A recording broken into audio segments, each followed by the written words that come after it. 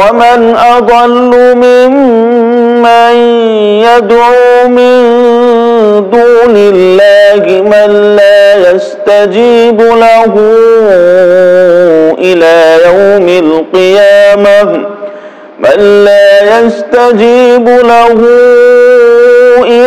يوم القيامة وهم عن دعائهم غافلون وإذا حشر الناس كانوا لهم أعداء وكانوا بعبادتهم كافرين. اٹھائیے صحیح بخاری حدیث نمبر 2732. صحابہ کرام رضی اللہ عنہم نبی کریم صلی اللہ علیہ وسلم کی تعظیم توقیر کس طرح کرتے تھے اس کی ایک جھلک قصہ صلح حدیبیہ میں نظر آتی ہے. حضرت عروہ بن مسعود ثقفی رضی اللہ تعالی جو ابھی مشرک تھے اور قریش کے نمائندہ بن کر جانشین نائب بن کر نبی کریم صلی اللہ علیہ وسلم کے پاس آئے تھے، اور جب وہ قریش کے پاس واپس لوٹے تو انہوں نے کہا اے قومین، اے میری قوم کے لوگوں سنو، اللہ کی قسم میں بڑے بڑے بادشاہوں کے پاس جا چکا ہوں، میں نے قیصر و کسریٰ اور نجاشی جیسے بادشاہ دیکھے ہیں، لیکن اللہ کی قسم میں نے کسی بادشاہ کو نہیں دیکھا کہ اس کے ساتھی اس کی اتنی تعظیم کرتے ہوں جتنی تعظیم محمد صلی اللہ علیہ وسلم کی ان کے ساتھی کرتے ہیں. اللہ کی قسم اگر وہ کھکھارتے بھی ہیں تو ان کے منہ سے نکلنے والا بلغم ان کے کسی ساتھی کی ہتھیلی میں ہی گرتا ہے جسے وہ اپنے چہرے اور اپنی جلد پر مل لیتا ہے. اللہ اللہ. صحابہ کرام رضی اللہ عنہم نبی کریم صلی اللہ علیہ وسلم کی تعظیم کس طرح کرتے تھے ذرا سوچئے، ذرا اندازہ کیجئے. اور وہ جب کوئی حکم جاری کرتے تو فوراً ان کے ساتھی اس پر عمل کرتے ہیں، اور جب وہ وضو کرتے ہیں تو ان کے ساتھیوں میں سے ہر ایک کی یہ کوشش ہوتی ہے کہ وہ پانی اسے مل جائے. اللہ اکبر. اور جب وہ آپس میں گفتگو کرتے ہیں تو ان کے سامنے اپنی آوازوں کو پست رکھتے ہیں، دھیمی اور سلو رکھتے ہیں، اور ان کی تعظیم کی بنا پر ان کی نظروں سے نظر نہیں ملاتے. اللہ اکبر. یہ صحابہ کرام رضی اللہ تعالی عنہم تھے جو نبی کریم صلی اللہ علیہ وسلم کی تعظیم اس قدر کرتے تھے. اللہ اکبر. حضرات گرامی قدر، محترم بھائیوں اور دوستوں اور پیاری مائیں بہنیں، نبی کریم صلی اللہ علیہ وسلم کی تعظیم کا لازمی تقاضا یہ ہے کہ جو دین نبی کریم صلی اللہ علیہ وسلم نے امت تک پہنچایا ہے اسے کامل تصور کیا جائے اور اس میں کسی قسم کی کمی بیشی نہ سمجھا جائے. اللہ کے نبی صلی اللہ علیہ وسلم کی سنت کو زندہ کیا جائے اور آپ صلی اللہ علیہ وسلم کی دعوت توحید کو خوب پھیلایا جائے، خوب شیئر کیا جائے. نبی کریم صلی اللہ علیہ وسلم کی سیرت کو، کیریکٹر کو اپنایا جائے. نبی کریم صلی اللہ علیہ وسلم کی طرف جھوٹی اور من گھڑت حدیث کو منسوب نہ کیا جائے. یہ ہے نبی کریم صلی اللہ علیہ وسلم کی تعظیم کا مطلب.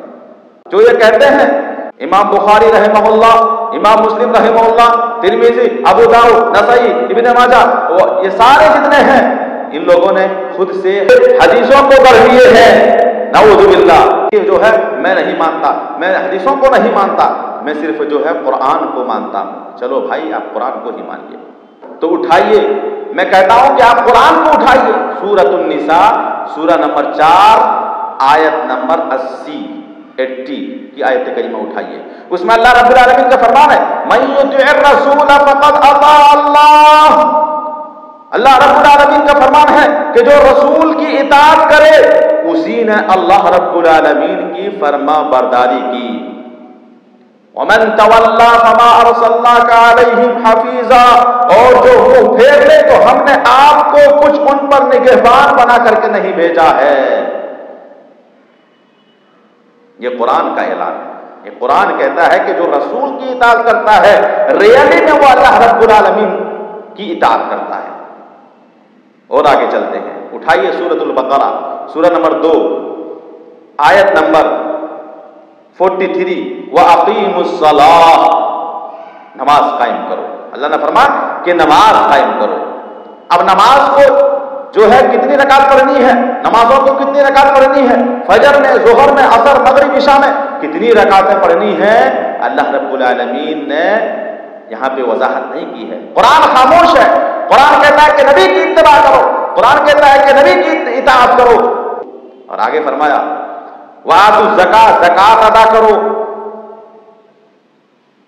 بکریوں پر, گایوں پر, اونٹوں پر, سونے چاندی پر, یعنی کتنے مقدار ہو تو پھر اس میں زکات ہے اور کیسے نکالے. قرآن خاموش ہے اور قرآن یہاں پہ کہتا ہے من یطیع الرسول فقد اطاع اللہ. جو رسول کی اطاعت کرتا ہے ریئلی وہ اللہ رب العالمین کی اطاعت کرتا ہے. اور اتنا ہی نہیں بلکہ اور آگے چلتے ہیں. اٹھائیے سورۃ الاحزاب, سورہ نمبر 33, آیت نمبر 66, 67, 68 کو اٹھا لیجئے. تم کہتے ہو کہ ہم صرف قرآن کو مانتے ہیں, ہم حدیثوں کو نہیں مانتے, تو چلو قرآن ہی کو پڑھو. یوم تقلب وجوہہم فی النار, جس دن ان کے چہرے آگ میں الٹ پلٹ کیے جائیں گے. یقولون یا لیتنا اطعنا اللہ واطعنا الرسول, تو حسرت اور افسوس سے کہیں گے کاش ہم اللہ اور اس کے رسول کی اطاعت کرتے ہوتے.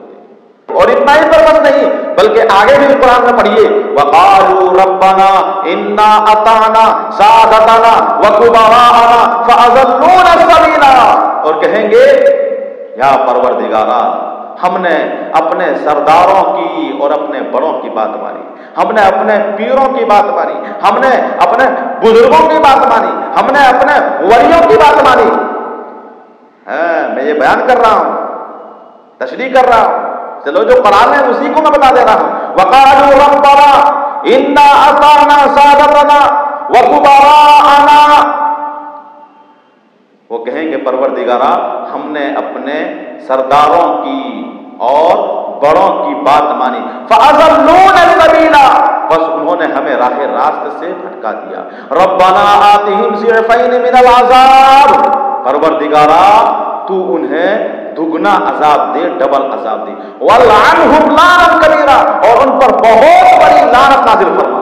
اللہ اکبر. قرآن کو ماننے والوں جو کہتے ہیں کہ ہم صرف قرآن کو مانتے, امام بخاری رحمہ اللہ, امام مسلم رحمہ اللہ, ترمذی, ابو داؤد, نسائی, ابن ماجہ, یہ سارے جتنے ہیں ان لوگوں نے خود سے حدیثوں کو پڑھ لیے ہیں. ہم حدیثوں کو نہیں مانتے, ہم صرف قرآن کو ماننے والے ہیں. تو قرآن ہی کو اٹھا لو میرے بھائیوں, میں نے حوالہ دے دیا, پروف دے دیا, آپ قرآن کو خود پڑھو. اور جو یہ کہتے ہیں کہ قرآن تمہیں خود نہیں پڑھنا ہے, امام کے بغیر نہیں پڑھنا ہے, تو میں کہتا ہوں کہ انگریز جو ہوتے ہیں وہ کیسے اسلام میں ایڈ ہوتے ہیں, وہ کیسے اسلام کو قبول کرتے ہیں. ان کو ترجمہ کے ساتھ قرآن کریم پڑھنا نہیں آتا, وہ اسلام کو کیسے سمجھ کر کے اسلام میں داخل ہو جاتے ہیں. اے لوگوں سنو, اے علماء سو, میں تم سے پوچھنا چاہتا ہوں کہ انگریزوں کو قرآن عربی میں پڑھنا نہیں آتا, مانا بھی نہیں آتا, لیکن قرآن کو پڑھ کر کے کیسے وہ اسلام میں ایڈ ہو رہے ہیں, کیسے وہ اسلام کو قبول کر رہے ہیں. تم سے سوال ہے علماء سو, اے علماء سنو, تم جو کہتے ہو کہ قرآن جو ہے سب کی بس کی بات نہیں ہے کہ وہ سمجھ سکے. قل هو اللہ احد, ایک شخص عاقل آدمی, بالغ آدمی, سمجھدار آدمی جو ہے اٹھائے قل هو اللہ احد جو ہے انگریزی ترجمہ میں جو قرآن ہے اس کو اٹھائے, ہندی میں جو قرآن ترجمہ کے ساتھ ہے اس کو اٹھائیے, یا پھر جو ہے اردو میں جو قرآن ترجمہ کے ساتھ ہے اس کو اٹھائے اور اس میں پڑھے کہ قل هو اللہ احد. اے نبی صلی اللہ علیہ وسلم آپ کہہ دیجئے کہ اللہ ایک ہے. بتاؤ کس کو سمجھ میں نہیں آیا ہے, معنی کس کو سمجھ میں نہیں آ رہا ہے. اپنی جیبوں کو بھرنے کے لیے, اپنے پیٹوں کو چلانے کے لیے ناٹک بند کرو اور آ جاؤ قرآن اور حدیث رسول کی طرف, پلٹ آؤ قرآن اور سنت کی طرف.